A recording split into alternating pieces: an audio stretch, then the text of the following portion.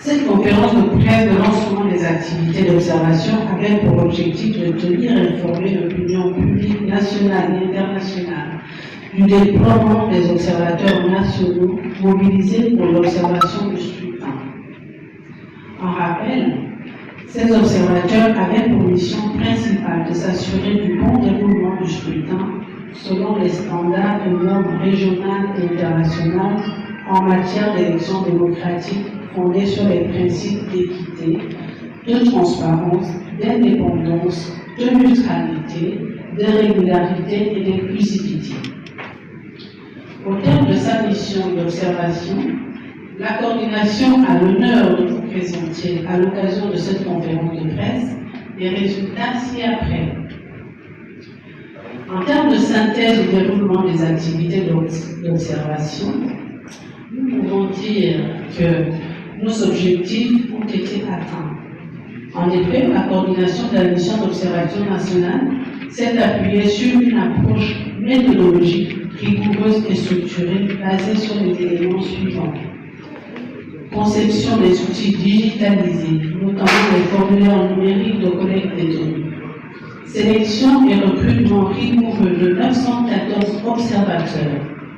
Formation des observateurs recrutés selon les standards et les normes régionaux et internationaux en matière d'élections démocratiques, fondés sur les principes de neutralité, d'équité, de transparence, d'indépendance, de régularité et d'inclusivité.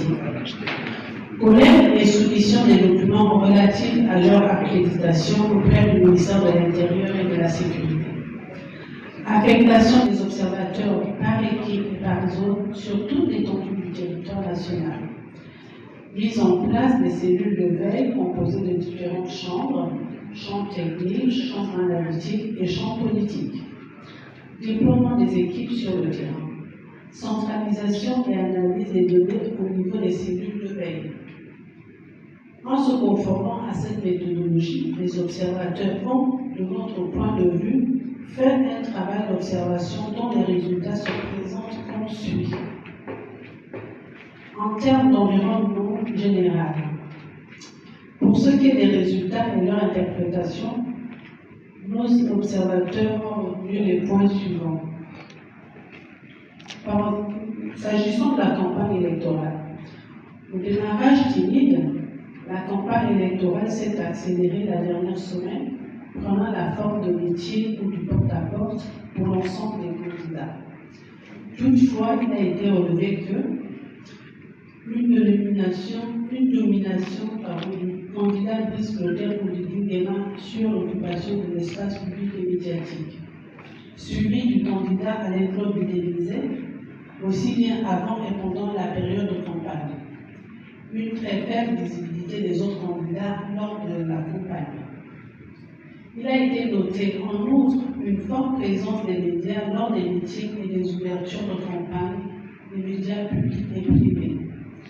Parallèlement aux médias traditionnels, il a été constaté un usage des outils et plateformes de communication digitale par les candidats.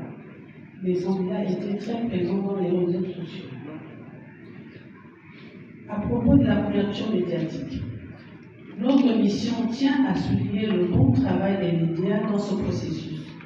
Ce constat positif porte en particulier sur la manière dont les médias publics et privés ont couvert les élections. Toutefois, la mission note des disparités dans la couverture médiatique d'une région à une autre. Les observations de la mission portent sur des enjeux récurrents d'équité dans le traitement de l'information envers les différents candidats.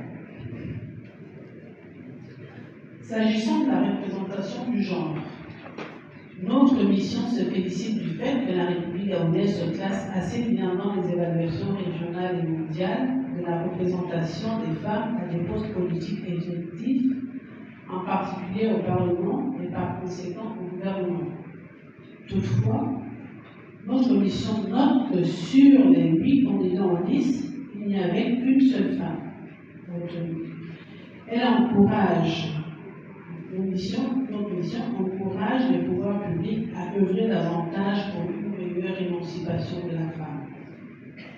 Une meilleure participation de la femme à la vie publique, politique. De l'observation sur le jour du scrutin, de façon globale, les différentes missions d'observation électorale ont noté que la journée électorale du 12 avril 2025 s'est déroulée dans un environnement satisfaisant, marqué par les points positifs suivants. Aucune fermeture des frontières, non-restauration de couvre-feu, non-interruption du réseau Internet, absence de violence multiforme dans les rues et dans les centres de vote, absence d'actes de violence dans les centres de vote et dans les rues, opérationnalisation du vote des prisonniers. Aussi, sur un plan général, les missions ont observé les dysfonctionnements suivants. Remise active des accréditations aux missions d'observation nationales et internationales, refus d'accès aux observateurs nationaux dans certains bureaux de vote à l'ouverture des bureaux de vote, refus d'accès à certains représentants de candidats dans certains bureaux de vote, refus de communiquer aux observateurs le nombre de personnes ayant voté au cours de la journée. De façon spécifique, les constats suivants méritent d'être signalés. À propos du respect de l'heure d'ouverture des votes, du bureau de vote, la majorité des bureaux de vote observés ont ouvert à l'heure. Les retards constatés n'ont pas impacté le bon déroulement du vote. S'agissant de la présence des membres des bureaux de vote à leur poste, dans les bureaux de vote observés, les 7 membres étaient bien présents à l'ouverture. Concernant l'accès aux bureaux de vote, nous pouvons noter que peu de bureaux de vote observés permettaient l'accès des personnes à mobilité réduite. Un effort doit être fait pour améliorer cette accessibilité. De l'affluence dans les bureaux de vote. Lors de l'ouverture, une affluence des électeurs était visible, attestant ainsi d'une participation encourageante. De la représentation des candidats dans les bureaux de vote. Contrairement au constat fait à l'ouverture des bureaux, les différents candidats ont fait l'effort de mandater leurs représentants en cours de journée. De la présence d'autres observateurs. Nos équipes d'observation ont noté une présence des observateurs nationaux et internationaux dans les différents centres de vote. De la présence des membres de la CER. La présence des membres de la CER a été effective dans les bureaux de vote, ce qui a apporté une garantie du contrôle du scrutin et une meilleure transparence. De la disponibilité du matériel électoral dans les bureaux de vote. Les bureaux de vote ont été suffisamment dotés en matériel électoral adéquat, permettant ainsi à l'ensemble des électeurs de voter en toute sérénité. De la clôture du scrutin, la majorité des bureaux de vote observés ont fermé à l'heure indiquée. Dans les autres cas, la fermeture tardive n'a causé aucun problème en termes de sécurité et de démarrage du dépouillement. Des opérations de dépouillement. Sur la totalité des bureaux de vote observés, des procès-verbaux ont été établis. Dans les bureaux de vote ouverts, les représentants des candidats ont reçu un exemplaire du procès-verbal. Dans les bureaux de vote ouverts, les résultats ont été immédiatement annoncés au public. Dans quasiment tous les bureaux de vote ouverts, un exemplaire du procès-verbal a été affiché à l'extérieur du bureau de vote. Dans les bureaux de vote observés, les observateurs ont pu assister au processus de dépouillement malgré quelques cas de restrictions signalés. De façon générale, notre constat établit que dans les bureaux observés, les opérations de vote et de dépouillement se sont déroulées dans des conditions satisfaisantes. De même, dans les bureaux de vote observés, l'environnement général est resté calme tout au long du scrutin. Les observateurs ont constaté que dans les bureaux de vote observés, les procédures de vote ont été bien mises en œuvre. Les conditions du déroulement des opérations de vote peuvent donc être jugées régulières, crédibles et transparentes. S'agissant des principaux défis auxquels nos missions d'observation ont été confrontées, nous pourrons dire que la mise en place de nos équipes d'observation respectives et de leurs activités sur le terrain nous a mis face à des défis d'ordre procédural et opérationnel. En effet, si nous pouvons nous réjouir de la reconnaissance institutionnelle de l'observation nationale des élections par la société civile, consacrée par l'article 125 du Code électoral, il n'en demeure pas moins que les procédures d'accréditation présentent des écueils au niveau de 1. La constitution des dossiers d'accréditation, 2. La validation des dossiers d'émission d'observation, 3. Les délais d'attribution et de délivrance des accréditations, 4. L'absence de recours en cas de rejet ou d'indisponibilité d'un observateur. S'agissant des défis d'ordre opérationnel, le travail de nos équipes sur le terrain a parfois été entravé par la non-reconnaissance du statut d'observateur national par certains présidents de bureaux de vote et des responsables de l'administration territoriale, les gouverneurs, les maires, les préfets, sous-préfets.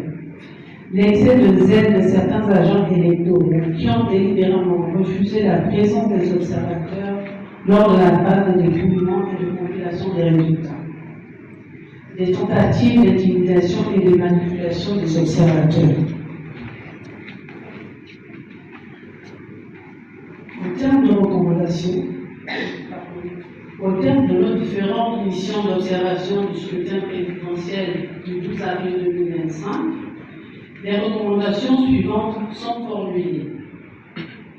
Au gouvernement, à travers le ministère de l'Intérieur et de la Sécurité, nous souhaitons, nous recommandons d'alléger la procédure d'attribution des accréditations, d'élaborer un guide de l'observation nationale, d'organiser des séances de formation commune entre le personnel de commandement, les personnels chargés de l'organisation des élections et les observateurs nationaux, de mettre en œuvre des politiques nationales d'éducation civique, citoyenne et électorale, de renforcer l'inclusion des parties prenantes dans l'organisation des élections, notamment la société civile, d'inclure davantage les femmes, les jeunes et les personnes vivant avec un handicap dans les instances de gestion des élections.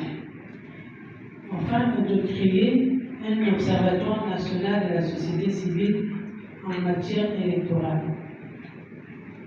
Nos recommandations adressées aux organisations de la société civile. De développer des réseaux de partenariat entre les organisations de la société civile en matière électorale. D'améliorer les capacités de nos membres en matière électorale. De renforcer la professionnalisation, la neutralité et l'impartialité des OSC. Enfin, nos recommandations adressées aux partenaires techniques et financiers. Nous recommandons qu'ils soutiennent les initiatives civiles de la société civile en matière d'élection, qu'ils aident la société civile à capitaliser les expériences, donc qu'ils soient permanemment à nos côtés, aux côtés de la société civile.